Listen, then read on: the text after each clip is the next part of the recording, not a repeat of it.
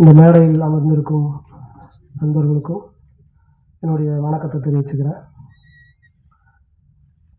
நக்கலைட்ஸுங்கிற ஒரு யூடியூப் சேனல்லேருந்து ஆரம்பித்து கோயம்புத்தூர்லேருந்து ஒரு முழு நீள திரைப்படத்தை எடுத்திருக்கோம். கிட்டத்தட்ட ஒரு 8 வருட பயணம் இப்போது ஒரு திரைப்படங்கிற ஒரு கட்டத்தை அடைஞ்சிருக்கு. இது ரொம்ப ஒரு மகிழ்ச்சியான ஒரு தருணம்.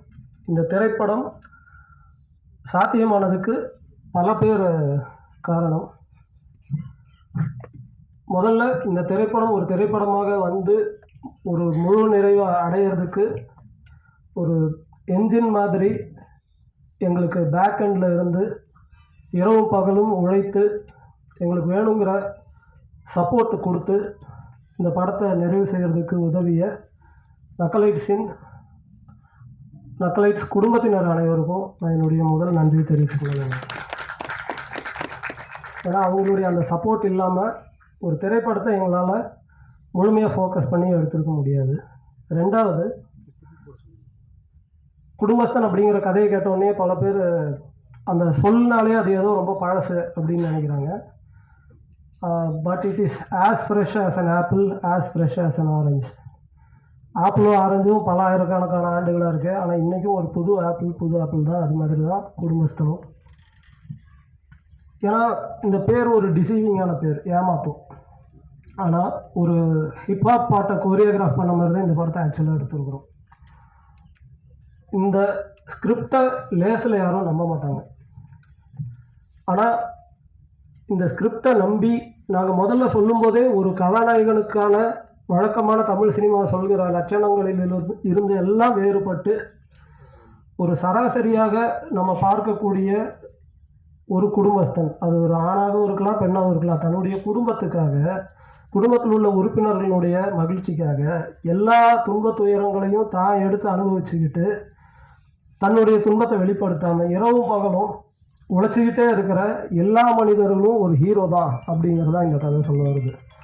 ஸோ இந்த கதையில் ஒரு 100 பேர்த்த தூக்கி யாரில் பறக்க விடுற மாதிரியாகவோ அந்த மாதிரியான வீர பராக்கிரமங்கள்லாம் இருக்காது.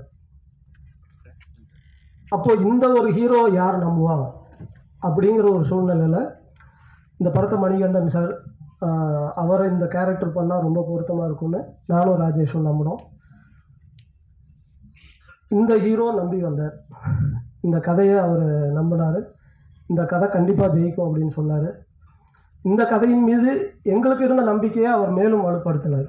எங்களுடைய பயணம் தொடங்குச்சு. ஆனால் இந்த படம் நிறைவாக இருக்கிற இந்த தருணத்தில் கிட்டத்தட்ட நாங்கள் ஒரு சகோதரர்கள் போல் ஆகிட்டோம். I am very happy. அவருடைய உழைப்பு அப்படிங்கிறது இந்த படத்தில் பல வகைப்பட்டு இருக்குது. வெறும் ஒரு ஆக்டராக மட்டும் அவர் இந்த படத்தில் தன்னுடைய பங்களிப்பை கொடுக்கல. அவர் எங்களோட உட்கார்ந்து இந்த கதையை பல நாட்கள் நாங்கள் விவாதிச்சிருக்கோம். விவாதத்தின் வழியே தான் இந்த கதைக்குள்ளே அவர் மேலும் மேலும் மேலும் தன்னை உள்ளே பிளெண்ட் பண்ணார். அந்த எக்ஸ்பீரியன்ஸ் ரொம்ப அருமையான ஒரு எக்ஸ்பீரியன்ஸ். ஏன்னா பல விஷயங்கள் பேசுறதுக்கு, ஒருத்தர் மியூச்சுவலாக அண்டர்ஸ்டாண்ட் பண்ணிக்கிறதுக்கு, அது எல்லாமே ஷூட்டிங் நேரத்தில் எங்களுக்கு ரொம்ப ரொம்ப ஹெல்ப்ஃபுல்லாக இருந்துச்சு. ஒரு தருணத்தில் நான் என்ன யோசிக்கிறேன்னு அவருக்கு தெரியும், அவர் என்ன யோசிக்கிறாருங்கிறது எனக்கு தெரியும். அந்த அளவுக்கு ஒரு அண்டர்ஸ்டாண்டிங் டெவலப் பண்ணுறதுக்கு டிஸ்கஷன்ஸ் உதவுச்சு. அடுத்தது ஷூட்டிங்கில் அவர் ரொம்ப ஃபோர்ஸ் பண்ணி நீங்கள் ஒரு ஹீரோ அப்படின்னு அவருக்கு ஞாபகப்படுத்த வேண்டியதாக இருந்தது பல நேரங்களில். ஏன்னா அந்தளவுக்கு எல்லாரோடையும் சேர்ந்து கலந்து ஒரு ஒர்க் பண்ணுற ஒரு அற்புதமான ஒரு ஆர்டிஸ்ட் அவர். ஸோ அந்த வகையில் ஒரு படம் எடுத்துகிட்டு இருக்கோம், ஒரு ஹீரோவை டீல் பண்ணுறோங்கிற மாதிரியான எந்த ப்ரெஷரும் எங்களுக்கு இல்லாமல் அவர் பார்த்துக்கிட்டாரு. அதற்காகவும் அவருக்கு நன்றி சொல்லணும். மூன்றாவதாக, இந்த படத்துக்குள்ளே ஏகப்பட்ட நுவான்சஸ், அந்த நுவான்சஸை ஃபைண்ட் அவுட் பண்ணுறது அது ஒரு வேலை. நாங்கள் பல விஷயங்கள் இதுக்குள்ளே இன்டகிரேட் பண்ணியிருந்தோம். பட் அதை இன்னும் ஷார்பன் பண்ணுறதுக்கு, இன்னும் சில நுவான்சஸை உள்ளிருந்து வெளியே சர்ஃபேஸுக்கு கொண்டு வரதுக்கு மணிகண்டன் சாரினுடைய அவருடைய டேஸ்ட், அவருடைய வியூ, அவருடைய வேர்ல்டு வியூ, அவருடைய அவுட்லுக், இது எல்லாமே பயன்படுச்சு. அதற்காகவும் நான் அவருக்கு நன்றி சொல்கிறேன். ஒரு ரைட்டராக இப்படி ஒரு சாட்டிஸ்ஃபேக்டரியான ஒரு பொசிஷன் ஒருத்தருக்கு முதல் படத்துலேயே கிடைக்காது. அது எனக்கு கிடைச்சதுன்னு நான் நினைக்கிறேன். அதுக்கு மிக முக்கியமான இன்னொரு காரணம் என்னென்னா, இந்த படத்தில் இந்த கதை வேறு யாரையும் நம்பி இல்லை. இந்த படத்தில் நடிக்கிற எல்லா நடிகர்களை நம்பி தான் இருக்குது. ஸ்டோரிக்கு அடுத்தது யார் அப்படின்னா பெர்ஃபார்மன்ஸ் தான். அந்த வகையில் இந்த படம் it has a very strong performance, variety of performance. ஒரு அறுசுவை விருந்து சாப்பிட்ட ஒரு உணர்வு உங்களுக்கு இந்த படம் பார்த்தா கிடைக்கும். குரு சோமசுந்தரம் சார், சான்வே மேக்னா, ஜென்சன் திவாகர், அனிருத், நிவேதிதா, குடசநாடு கனகமாமா, ஆர் சுந்தரராஜன் சார், இப்படி ஒவ்வொருத்தரும் ஒரு பெரிய கலர் பேலட்டு இந்த படத்தில் ஆக்டர்ஸுங்கிற வகையில் இருக்குது. நீங்கள் எல்லாருமே அதை பார்த்து ரொம்ப ரசிப்பீங்கன்னு சொல்லி நான் நம்புகிறேன்.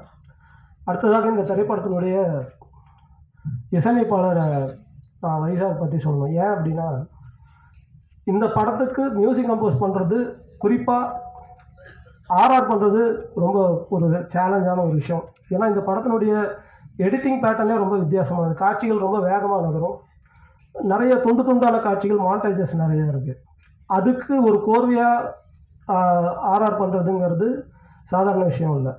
ஆனால் அதை ரொம்ப எஃபிஷியண்ட்டாக அவர் பண்ணியிருந்தார். அவ்வளோ ஃப்ரெஷ்ஷான மியூசிக். ஒரு காமெடி படத்துக்கு பல வருடங்கள் கழித்து இவ்வளோ ஃப்ரெஷ்ஷான வித்தியாசமான ஒரு இசைக்கோர்வையை நீங்கள் பார்ப்பீங்க. அதை என்னால் உங்களுக்கு கேரண்டியாக சொல்ல முடியும். அடுத்து எங்களுடைய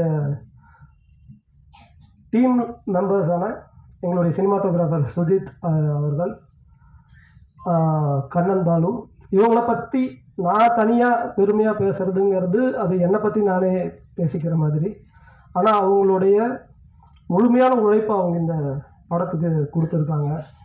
மீரா, தென் எங்களுடைய டிசைனில் ஒர்க் பண்ண கவின், எனக்கு ரைட்டிங்கில் அசோசியேட்டாக ஒர்க் பண்ண கிருஷ்ணகாந்த், இவங்களை பற்றி நான் புகழ்ந்து பேசுறதுங்கிறது என்னை பற்றி நானே சொல்கிற மாதிரி. ஆனால் ஒரு விஷயம் என்னென்னா, அவங்களோட ஃபுல்லஸ்ட் ஒர்க் அவங்க இந்த படத்துக்காக கொடுத்துருக்காங்க. அவங்க டெடிகேட் பண்ணியிருக்காங்க.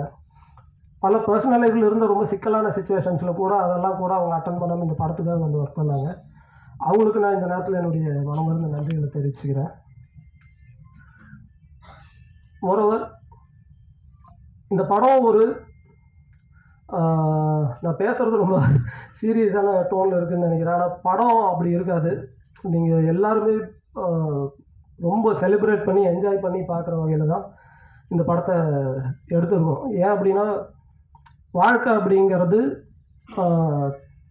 எல்லா துன்பங்களுக்கும் நடுவில் நம்ம தேடிக்கிட்டே இருக்கிற சந்தோஷத்தினால தான் அந்த லைஃப் மீனிங்ஃபுல்லாகுது. அந்த சந்தோஷத்தை இந்த படத்தில் ஒரு டிப்பர் லாரியில் கவுத்துற மாதிரி சந்தோஷத்தை கவுத்து இருக்கிறோம்.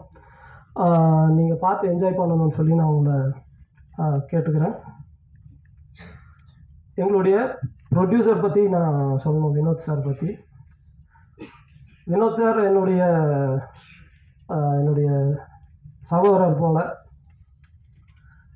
நான், இயக்குனர் ராஜேஷ், எங்களுடைய தயாரிப்பாளர் வினோத் அவர்கள் எல்லாருமே ஒரு அறையிலிருந்து கிளம்பி வந்தவங்க. இந்த படத்தினுடைய அப்போது அவர் ஒரு எக்ஸிக்யூட்டிவ் ப்ரொடியூசராக அந்த வேலை செஞ்சுட்டு இருந்த தருணத்தில் என்கிட்ட ஏதாவது கதை இருக்காயா அப்படின்னு சொல்லி கேட்டார். ஒரு குடும்ப கதை இருக்குதுன்னு நான் சொன்னோன்னே வேணாம் அப்படின்ட்டார். ஆனால் அதை மனசுக்குள்ளே வன்மமாக வச்சு 7 வருஷம் கழித்து அதே கதையை குடும்பஸ்தன்கிற பேரில் அவரே தயாரிக்க வச்சு இன்றைக்கி அந்த படம் ஒரு மிகச்சிறப்பாக வந்திருக்கு. வினோத் சார், இந்த படம் வர்றதுக்கு அன்றைக்கி நீங்கள் வேணான்னு சொன்னது ஒரு முக்கியமான காரணம். அதனால் பனிஷ்மெண்ட்டாக அவருடைய காசுலேயே இந்த படத்தை எடுத்துருந்தோம். ஆமாம், அவர் வாழ்க்கையிலிருந்து சில பொழுதுகளை களவாடி இந்த படத்தில் அவர் வாழ்க்கையே படம் எடுத்து அவர் காசுலேயே எடுத்து அவருக்கே போட்டு காமிக்கிறோம். ஆமாம், அதுக்காக அவர்கிட்ட சம்பளமும் வாங்கியிருக்கோம். இதை விட ஒரு நல்ல ப்ரொடியூசர் கிடைப்பாருன்னு எனக்கு தோணலை. ரொம்ப நன்றி சார். ரொம்ப ஒரு முதல் படத்துக்கு ஒரு ரைட்டராக, ஒரு டைரக்டராக எங்களுக்கு இவ்வளோ பெரிய சப்போர்ட் கிடைக்கும்னு நாங்கள் எதிர்பார்க்கல. ஒரு மேசிவ் கேம்பெயின் அவர் வந்து நடத்தியிருக்காரு கடந்த 2-3 நாட்களில். we are so overwhelmed by his support as a producer. Thank you very much sir. அடுத்தது எங்களுக்கு ஒரு பெரிய மாரல் சப்போர்ட்டாக இருக்கக்கூடிய தேசிங் பெரியசாமி சார், அவருக்கு எங்களுடைய மனமார்ந்த நன்றி. இயக்குனர் ப. ரஞ்சித் அவர்கள், அவருக்கு நான் இந்த தருணத்தில் என்னுடைய நன்றிகளை தெரிவிச்சுக்கணும்னு நினைக்கிறேன். இன்னும் இண்டஸ்ட்ரியில் இருக்கக்கூடிய பல டைரக்டர்ஸ், மடோன் அஸ்வின் அவர்கள், நம்ம அயலி திரைப்படத்தின் இயக்குனர் அருண் அவர்கள், இப்படி நிறைய டைரக்டர்ஸ் பேக் எண்டில் எங்களுக்கு ரொம்ப மாரல் சப்போர்ட்டாக இருந்து எங்களை உற்சாகப்படுத்தியிருக்காங்க. அவங்க எல்லாருக்குமே நான் இந்த நேரத்தில் என்னுடைய நன்றிகளை தெரிவிச்சுக்கிறேன். கிட்டத்தட்ட எல்லாம் குறிப்பிட்டிருக்கேன்னு நினைக்கிறேன். யாரையாவது விடுபட்டிருந்தால் மன்னிக்கணும். எல்லா பத்திரிகை நண்பர்களும் இருந்து அந்த அம்முச்சி வெப்சீரிஸை பார்த்து பெரிய அளவில் பாராட்டி எழுதியிருந்தாங்க. அதை நான் எதிர்பார்க்கவே இல்லை. ஏன்னா நாங்கள் ரொம்ப புதுசு, சென்னைக்கு புதுசு, எங்களுடைய ஒர்க்கு இங்கே ரொம்ப புதுசு. ஆனால் அந்த ஒர்க்கில் இருந்த ஒரு நேர்மையான ஒரு அப்ரோச்சுக்காக பத்திரிகை நண்பர்கள் அனைவருமே அதை ரொம்ப பெரிய அளவில் அதை பாராட்டி அதுக்கு ஒரு பெரிய ரெக்கக்னேஷன் கிடைக்கிறதுக்கு நீங்கள் உதவுனீங்க. அந்த வகையில் குடும்பஸ்தன்கிற இந்த திரைப்படத்தை நீங்கள் எல்லாருமே ஆதரித்து இதற்கு ஒரு மிகப்பெரிய ஒரு உங்களுடைய சப்போர்ட், தென் இந்த படத்தை பார்த்துட்டு உங்களுடைய நல்ல விமர்சனங்களை கொடுப்பீங்கன்னு சொல்லி நான் மனப்பூர்வமாக நம்புகிறேன். எப்போவுமே தேவைன்னு நான் நினைக்கிறேன். தமிழக மக்களுக்கு ஒரு நல்ல படம் வரணும் அப்படின்னு சொல்லி நம்ம எல்லாருமே விரும்புகிறோம். அப்படியான விருப்பத்தை நிறைவேற்றுற மாதிரியான ஒரு திரைப்படம் குடும்பஸ்தன் திரைப்படம் ஜனவரி 24 பார்த்து உங்களுடைய ஆதரவை தரணும்னு நான் கேட்டுக்கிறேன். இதை பற்றிய உங்களுடைய நேர்மையான விமர்சனங்களையும் நான் எதிர்பார்க்குறேன். ரொம்ப நன்றி.